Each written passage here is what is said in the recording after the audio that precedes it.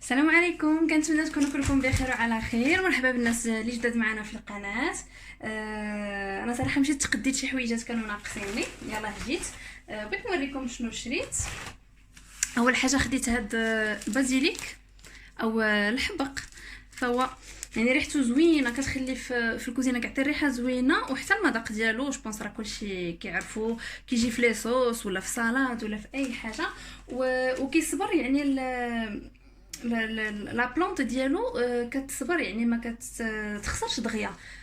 خصها غير تبقى تسقى مثلا نهار نهار لا، وما تكونش في الشمس، ما تكونش في الريح او في البرد، ولكن تكون في مكان مهوي. انا مثلا كنحطها عندي في الكوزينه، ومثلا في الصباح كنحل الشرجم، كتبقى ديما مهويه وكتصبر ليا يعني.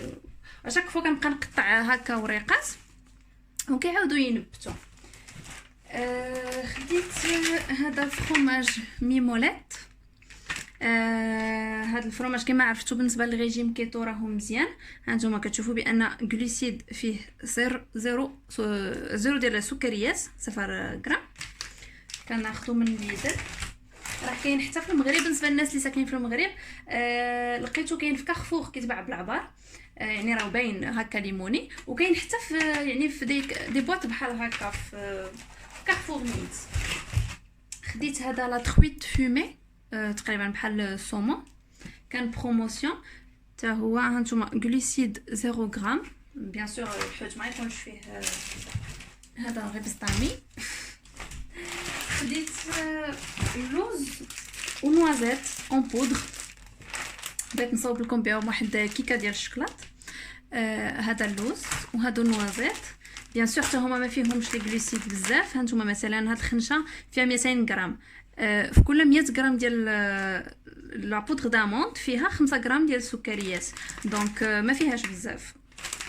وهذه حتى هي نفس الشيء، هذه فيها غير 4 غرام ديال السكريات النوازيت. غادي ندير بها ان شاء الله واحد كيكه ديال الشوكولا. خديت بو ديال لا كريم فريش، هذه ها هي فيها غير 1.9 غرام ديال لي غلوسيد. وخديت شويه ديال الخميره باش ندير كيكه، نيت لقيتها سالات ليا. من بعد دزت جبت واحد لي كولي عاد وصلوني من امازون كما كتشوفوا. انا غنحلهم معاكم.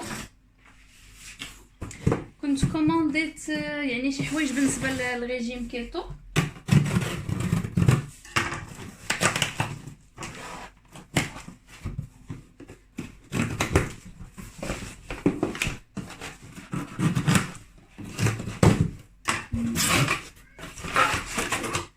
هذا سميتو بالفرنسي البسيليوم، ولا بلونغلي كيقولوا له بسيليوم هاسك، وبالعربيه الوغ كاين في المغرب متواجد.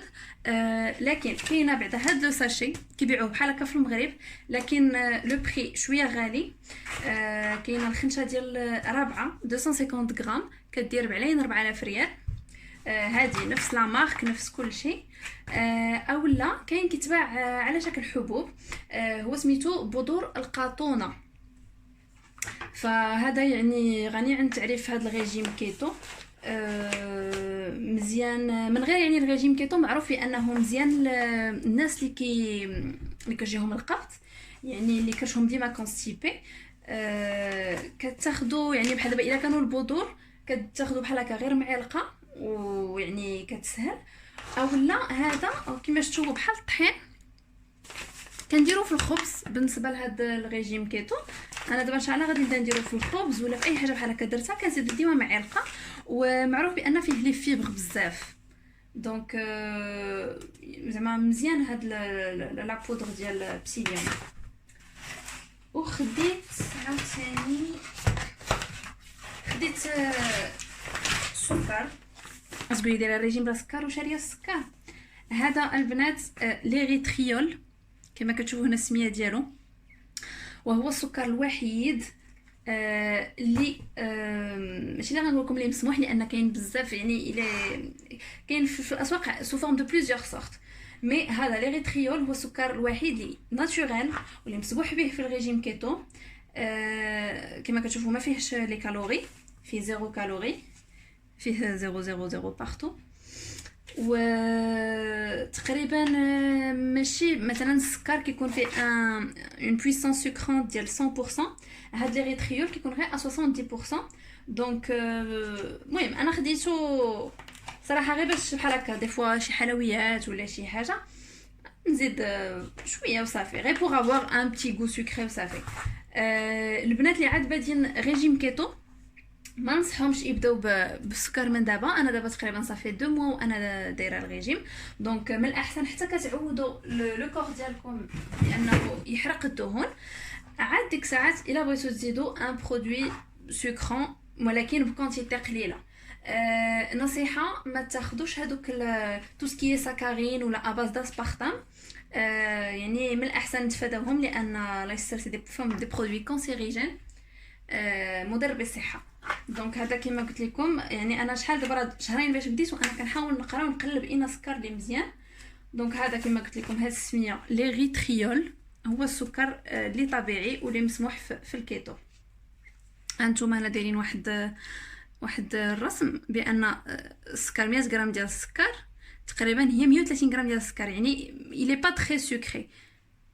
يعني الا درتي بحال دابا 100 غرام 100 غرام ديال هذا ما غيعادلش 100 غرام ديال السكر، غادي يجي شويه مسوس ماشي بحال دايره فيه السكر. يعني مثلا شي وصفه الا عندك فيها 200 غرام ديال السكر غادي خصك دير 260 غرام ديال هذا، وهذا تقريبا صاشي فيه كيلو. دونك يعني راه غيصبر يبقى اصلا ما غنستحملوش بزاف. هادو كما قلت لكم جوجهم خديتهم في امازون، داروا لي لا ليفريزون حتى لهنا حتى للدار. ملي كتفوت 25 اورو كيجيبوهم لك فابور حتى للدار.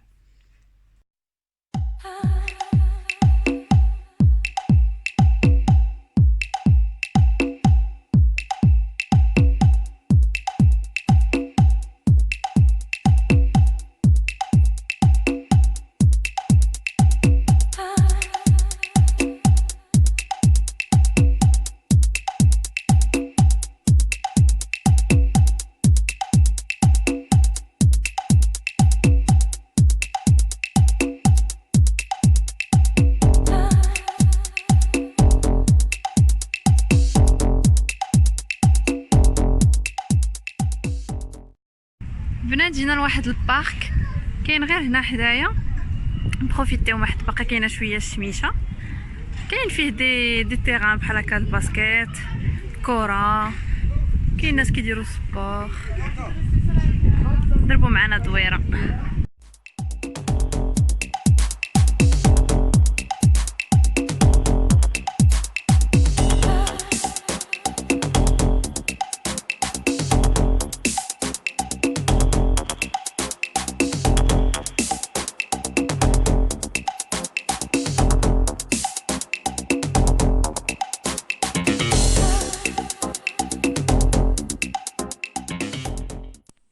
بعد ما رجعت للدار صوبت الخبز ديالي ديال الريجيم كيتو، حيت سالا ليا درتو باش نبدا نفطر به.